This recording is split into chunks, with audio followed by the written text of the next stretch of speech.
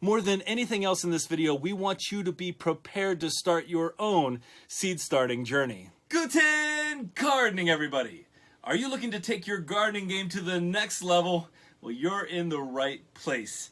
In this video, we're going to be discussing the essential seed starting supplies that every gardener needs in their arsenal. From soil to containers and everything in between, we're going to be discussing an essential checklist that will set you up for success. So whether you're a seasoned professional or just getting started, this video is a must-watch for anyone who's trying to start and grow some healthy, thriving plants. So sit back, grab a pen and paper, and let's get started creating your own seed starting success story. Now, having a checklist for seed starting is important because it's going to save you time and money. It's going to save you multiple trips to the store to get those kinds of supplies that you may have not considered, may have not known you needed, and it's going to cause some frustration. And when it comes to seed starting, we want to be able to get that process done in a timely fashion. This is all about gathering the supplies necessary to have a successful start to your seed starting.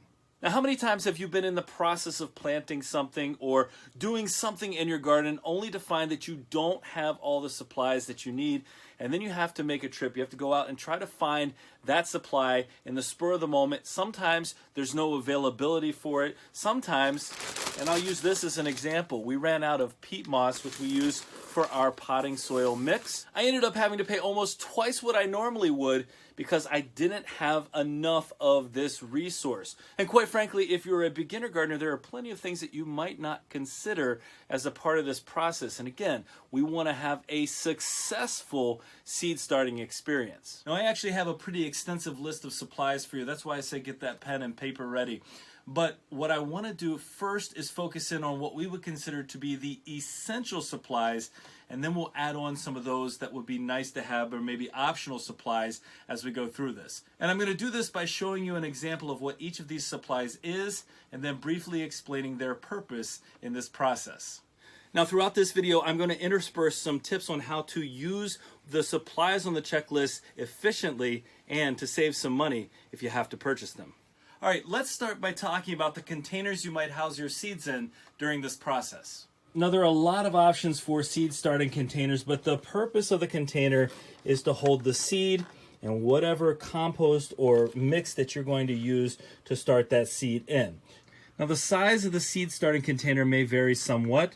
This is a pretty typical size for us to use, or you may not want to use plastic at all. You may want to go with something like these soil block creators. This is for a smaller seed here. You can see the size of these soil blocks, or one of these is more of a standard size that a lot of you have probably seen. But for us, these items are at the top of our checklist. We need them in order to have a place to start our seeds.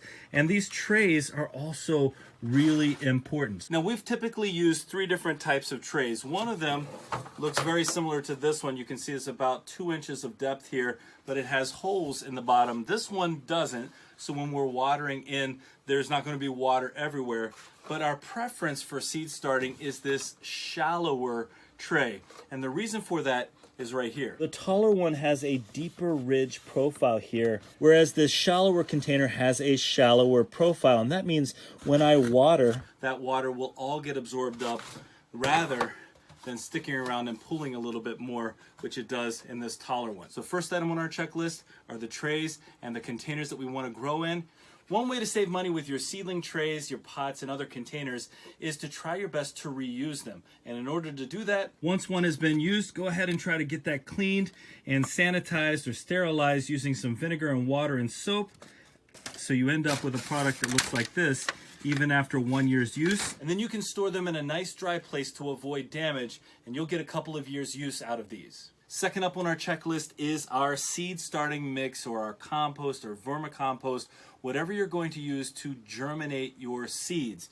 It's important to remember that this should be sterile and it should be well draining in order to try to prevent disease from forming around your seedlings. The way we ensure that our seeding mix is sterile is we start from scratch every single time we start our seedlings. Now, not everybody has the time to create their own seed starting mix, so if you need to buy it, go ahead and buy it. Don't let that be a barrier to you starting your own seeds. But if you do have compost, if you have vermicompost like these worm castings here, and you can add it into your seed starting mix, all the better. Another way to save money is to shop around. You may find that your best deal is online or even buying in bulk. And certainly often your best deal is buying out of season. It's kind of like Christmas time. You buy it right before, you're going to pay a lot. You buy it right after the season, well, you're going to save some money. And of course, you can't have a good seed starting process without high quality seeds. Whatever it is that you're trying to grow, make sure you pick seeds from a place that's reputable or your own seeds, and then make sure you have varieties that you like, or even varieties that you just really want to try, but have high quality seeds in order to get good germination rates. Next up on our checklist, two items that are often forgotten are labels and our Sharpie. Now you can make labels out of just about anything instead of having to buy them. You can make them out of window blinds. We've done that before, but I can't stress enough the importance of a Sharpie when it comes to writing out your labels. We want to keep track of everything that we've planted, and we want it to stick around. If you just use a marker that'll wash off easily, you're going to have the same problem as if you didn't label them in the first place. So, next on our list are labels and our Sharpie. Next up on our checklist is some sort of watering device. Now, seedlings have a small root system and you don't want to flood them. You want to keep them nice and damp. And so having something that can gently water them, like this setup, a nice little drip watering setup that you can attach to any kind of bottle, makes a great waterer for your seedlings. Now, if you don't have a setup like this, which is a pretty inexpensive setup, you can also use a spray bottle. But again, you don't want to go full force with a watering can right down on your seeds. So something like this, necessary on our checklist. Up next, our heating mat. The purpose of the heating mat is to provide proper germination temperatures for your plants. And you can read right here, it says that this mat is designed to raise the temperature at the rooting area 10 to 20 degrees Fahrenheit or 5 to 11 degrees Celsius above ambient air temperature. Now, some of our plants, like our peppers, our tomatoes, they like a warmer germination period. So if the area you're starting your seeds in is 65, 70 degrees, you're going to need that extra 10 to 15 degrees to really get them off to a good, quick germinating start. And so a heating mat like this, which you can get for under $20, is going to make a substantial difference. While I'm sure there are a ton of other fairly expensive heating setups out there, using a heat mat is going to save you some money in the long run because these are cost effective when it comes to purchasing them, and they don't take up a ton of electricity when it comes to running them. Next up, we have our humidity dome. The humidity dome is used to create a warm and humid environment for seed germination. Something as simple as a piece of plastic can help create a nice high humidity area that can help soften the shells of seeds and allow the seedlings to absorb water through their leaves before the plant has established larger roots. One way to save money when it comes to your humidity dome is to make your own.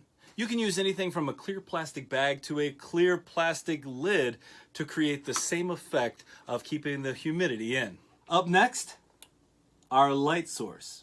Now, whether it's natural or artificial, your plants are going to need an appropriate light source for germination. And fortunately, there are plenty of options like this clamp light, where we've just taken a grow light bulb and added it to something that costs $5 or $6. The bulb itself is about $25. This is one option, but there are plenty of other inexpensive options out there like these $7 4000K lights. In order to save money with your grow lights, instead of buying expensive ones, get creative. Use the natural light that may occur in your house, especially if you have a really nice sun-filled living room. That's a great spot. You can even supplement some of the light that you need with fluorescent lights or even replace it altogether, like these high bay lights that we have in our growing area. The key is you have to consider lighting on your checklist to have successful germination. All right, I'm going to interrupt this video very briefly to do our 27th giveaway in our 31 days of Guten gardening gift giving. Well, folks, once again, we have over 100 entries into today's giveaway. Remember, if you want to be entered into the next giveaway, all you have to do is comment on this video or on one of our community posts between now and the next video. Let's go ahead and see what today's prize is. Well, this will be the second time we're giving away this seed starter kit, and actually we're using it as well. You saw part of it today. Well, a very fitting prize. Let's go ahead and see who day number 27's winner is. Still 4 more giveaways left to go, and our winner today is Judy Robinson. Congratulations, Judy Robinson. Well done. Folks, go ahead and congratulate Judy in the comments, but don't say her name so she can be surprised when she sees she's won. And Judy, when you see that you've won in this video, go ahead and leave a comment and we'll be in touch so we can get that prize shipped out to you as quickly as possible. Thank you all so much for being a part of our community.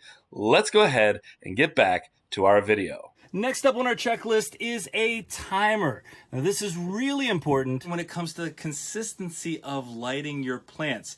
Typically you can set a schedule depending on the type of timer you have. You can set a schedule for an entire week, and so you have a very consistent time that the lights go on and a very consistent time that the lights go off.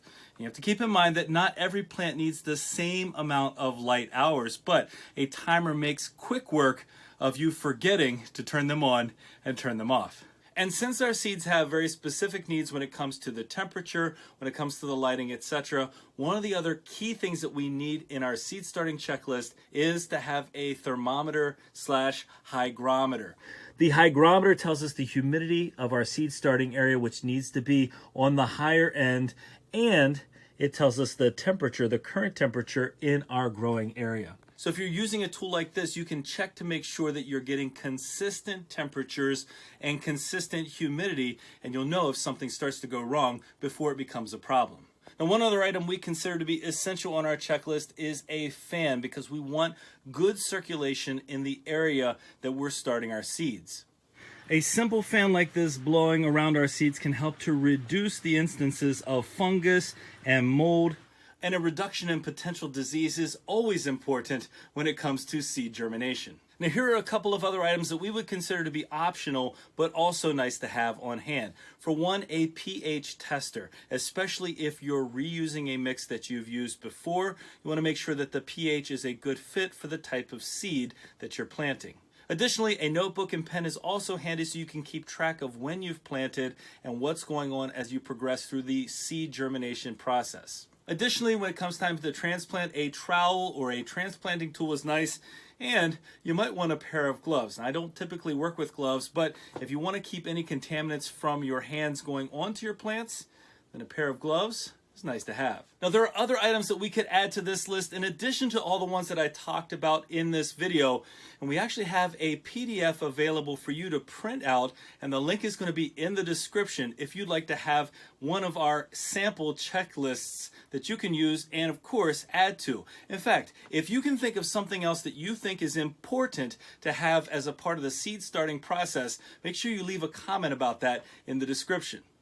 Keep seed starting supplies sale at the forefront of whatever search engine you use. Another great potential way to save money is to consider renting or borrowing some of your supplies, especially if you have a friend who's a gardener or somebody you know in the community who's a gardener, and maybe they can hook you up with something that you can use temporarily during your seed starting process. I've talked a lot about the different supplies that you need on this checklist and ways that you can save money on some of them, but I do want you to keep in mind the long-term cost, because I'm not recommending that you buy cheap or flimsy material, because that cost can far outweigh buying something a little bit nicer that's going to last a lot longer. I'm sure you've had that experience before. We consider seed starting to be an essential part of the gardening process. We've spent anywhere from $3 to $4 per seedling in the past, and if you start your own seeds, your cost can be exponentially lower than that, especially over time. But it's essential to remember that there are a lot of crucial factors when it comes to successful germination, like the lighting, the moisture, the temperature, and so on. And so we think with the checklist that we've given you today, and again, the one you can print out online from us, that you can now consider yourself equipped with the tools and knowledge ready to go ahead and get started with this process. Remember to keep this checklist of supplies, add your own additions to it, ones that we didn't talk about, ones that we didn't think of. Add those in the comments as well. Use the tips that we talked about to save some additional money and be mindful of the long-term costs. Folks, I'm sure there are a ton of other questions that I could answer in today's video, but it would be way too long for me to do that. So if there are some seed starting questions you'd like to have answered that we didn't talk about today, or that you'd like to know in general, leave those comments and we'll try to add them to another video in the future where we do a kind of Q&A session about seed starting. Well, folks, we wish you all the best in your gardening journey. Congratulations once again to today's winner. We really hope this video was helpful for you. We hope you have that checklist ready to go as you get your seed starting started. If you enjoyed today's video, don't forget to give us a like, leave us a comment. Remember to share with anyone you think could benefit from a video like this, and subscribe. And most importantly, remember, when you're with us, you are good to grow.